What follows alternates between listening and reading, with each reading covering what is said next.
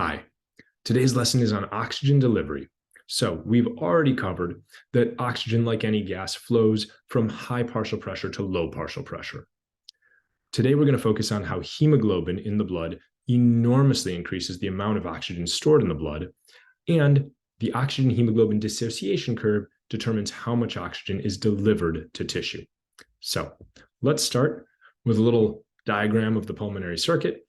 We have blood coming to the lung that's at about 40 millimeters of mercury partial pressure of oxygen. It goes across the lung from left to right, as I've drawn it here, through the capillaries, and then returns to deliver blood into the system. So I'm going to zoom in on this capillary near the beginning where it's just approached the lung.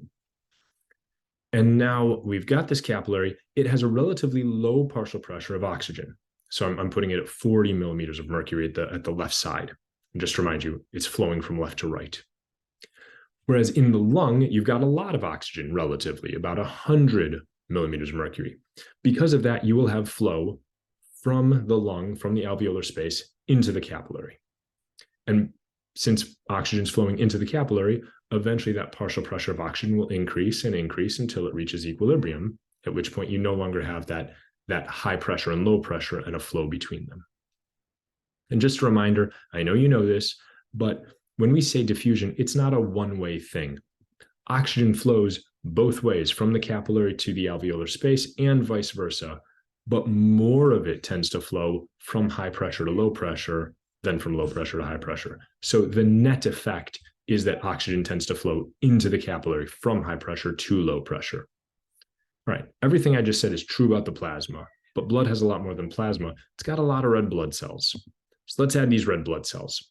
Okay, what is a red blood cell? Well, it is a cell. Oxygen can flow very easily through its membrane, and it's kind of a bag full of hemoglobin. We'll get to that in a second. First thing, let's zoom in right around here, and let's say that those are the partial pressures of oxygen in the alveolar space and in the capillary right there. So you'll have oxygen net flowing into the capillary.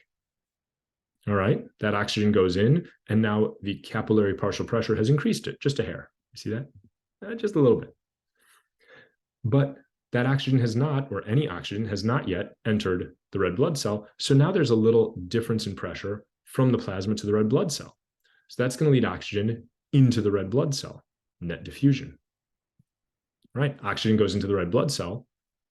Nothing special so far. Here's the fun part. Oxygen, once it's in the red blood cell and with all of those hemoglobin molecules, physically binds to hemoglobin. I'm showing a lot of oxygen bound to hemoglobin.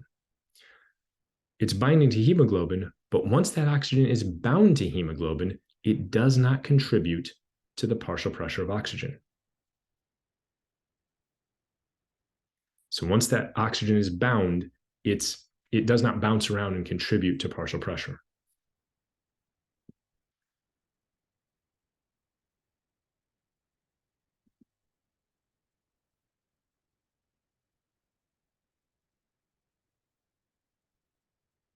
I want you to pause the video and really think about this. How is it, what's on this screen right now, how does that contribute to storing a lot of oxygen into the blood? Pause, because I'm about to give a spoiler. Okay, here we go. The trick is that the reason hemoglobin helps so much is that as oxygen is diffusing down gradient from high partial pressure in the lung down to the plasma into the red blood cell, once it gets to the red blood cell, you have to add a lot of oxygen to raise that partial pressure in the red blood cell even a little bit, because so much of the oxygen is just being bound to the hemoglobin and not contributing to partial pressure.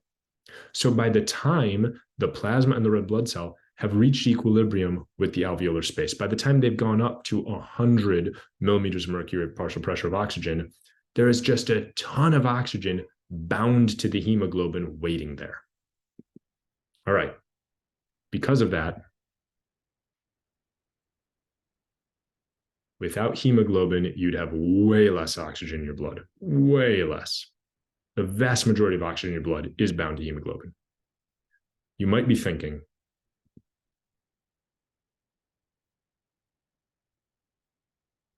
you are correct. Yes, this doesn't really help unless we can get the oxygen off the hemoglobin and delivered to the tissue. So let's look at an oxygen hemoglobin dissociation curve. I'll give you a second. Right, that bottom axis, that's just the partial pressure of oxygen measured in millimeters of mercury. That vertical axis is a little more complicated. That one, 100% O2 saturation, means that every hemoglobin molecule is attached to as many oxygens as it can be. Now, it turns out that number is 4. Every hemoglobin molecule can attach to 4 oxygens. So if every hemoglobin molecule already has 4 oxygen molecules on it, it can't take any more. It's saturated with oxygen. That's what 100% saturation means. 0%, of course, is it's got no oxygen bound at all. Okay, some poll questions.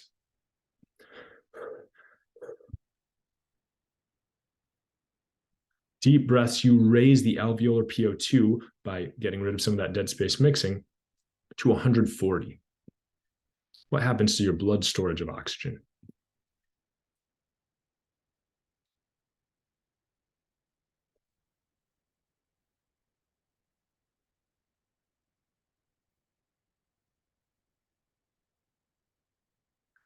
Pause if you want more time, because I'm about to tell you the answer. Okay, here we go. B. Yeah, I guess the plasma will reach a higher partial pressure of oxygen. That's true, but most of the oxygen is stored bound to hemoglobin, and the hemoglobin's already almost saturated, 97, 98% saturated, even at 100 millimeters of mercury. So over at 100, you're already almost saturated. B is true. Okay. One more.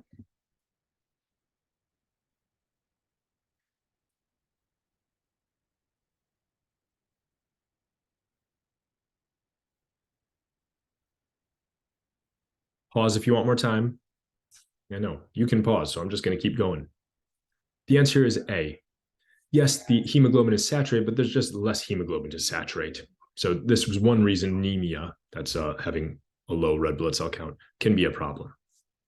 All right. Generally, in a healthy adult, hemoglobin comes from the lungs saturated. So try these 2 questions. They're a little difficult because you have to use this graph in a way that I don't know if it's comfortable to you. Try them out.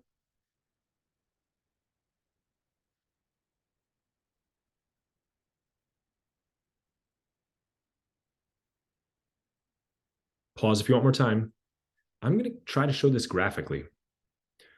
Hemoglobin comes from the lungs saturated, or nearly saturated, 97, 98% saturated. Once it goes down to tissue at 40, it's only going to be 75% saturated, so it has released that much oxygen.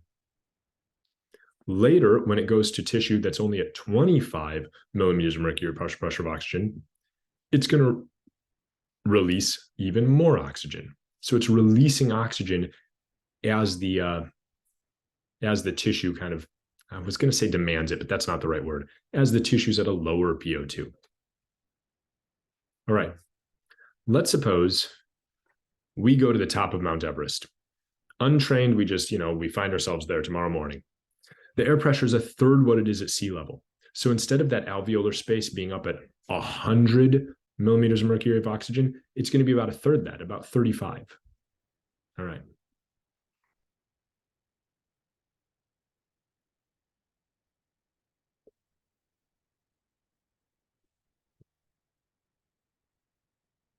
Pause if you want more time.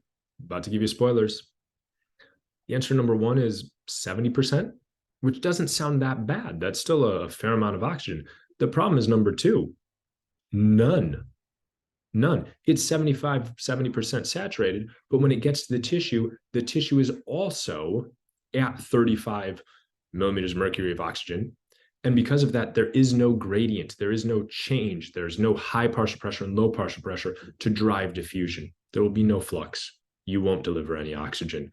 It's a problem. Bar-headed geese, as you probably remember from 220 if you took it, can fly over the Himalayas. They're well studied in respiratory physiology because they can function at extremely low levels of oxygen. So how do they do it? Let's look at the oxygen hemoglobin dissociation curve for bar-headed geese. All right. Now, this only goes up to 50 millimeters of mercury of partial pressure of oxygen because that's all that's relevant when you're up at the top of the Himalayas. These birds, by the way, they fly over the Himalayas, but they also live in lowlands. They just fly over the Himalayas. They don't live up there.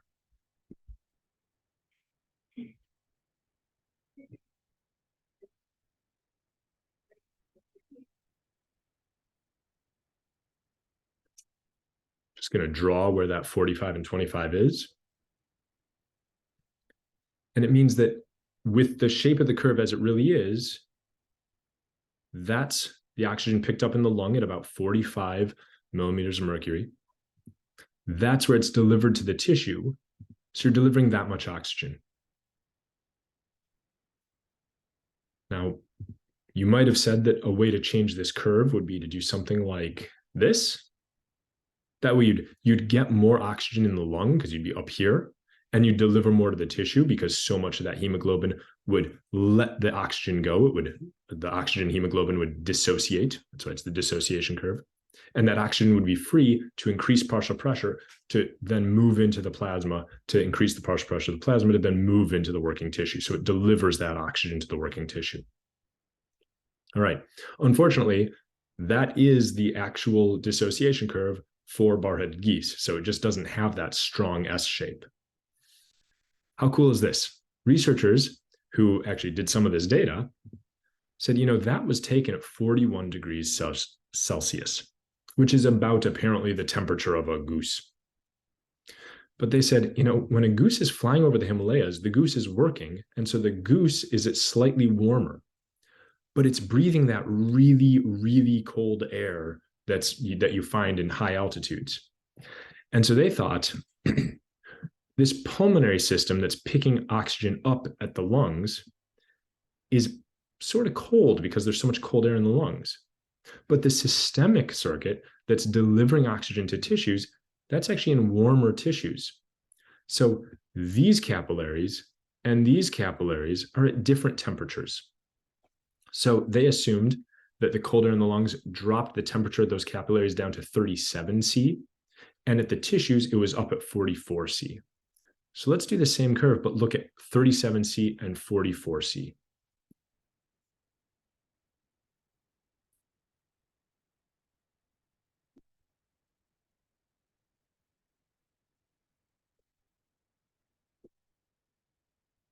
Pause if you want more time. All right. At just 41 C, you're delivering that much oxygen, picking it up in the lungs here, delivering it to the tissues here. But if we're picking it up in the lungs way up here at 37 degrees C, and then by the time we get to the tissues, it's 44 degrees C, it's warmed up, you're delivering a lot more oxygen. In fact, that's about twice as much oxygen being delivered due to this temperature shift from the lungs to the working tissue. Now, it's easy to think, we figured out how bar-headed geese fly over the Himalayas. But we don't know that. This is one possible partial explanation, that's all. In fact, the researchers, they don't even know if this is specific to bar-headed geese. For all we know, that might be all geese do this, and most geese cannot fly over the Himalayas. Maybe all birds do this. We just don't know. And if you're thinking, well, why don't we know? It's hard. It's just hard to get all these measurements. To get these measurements, these researchers took geese, flew them in wind tunnels at different temperatures, and had little masks on them to measure their respiration. Here's a picture of it. I think that's so cool. That is a goose that they've raised in a lab, flying in a wind tunnel while they're holding, a little mask that's taking all the gas that it gets in and emits. I think the whole thing's so cool. To raise these geese, they actually have them imprint on the researchers. So they think the researcher is the mom. So here's one of the researchers, Jessica Meyer, who can just take her scooter to work and the goose will just fly next to her like she is the mom. And if you're wondering, Jessica Meyer was the lead author of the last two studies. If you're wondering, why is she so interested in how animals function in low oxygen situations? It's part of her job. I think it's great. She's an astronaut. Okay. Summary. Hemoglobin hugely increases blood oxygen storage. Oxygen hemoglobin dissociation curve determines how much oxygen is delivered. Factors like temperature and others impact the shape of that curve. And I hope that you could figure if we, on a test or just in life, we're presented with, instead of hemoglobin, fetal hemoglobin or myoglobin or something else that binds to oxygen, they'd have a different curve, and you could explain where oxygen is delivered, how much is delivered. And lastly, getting data takes a lot of work. I just think we should always be appreciative of all the work that goes into getting these amazing physiology stories. It's a lot. I hope you found that fun. I hope you found it informative. I hope you found it educational. Thanks a lot.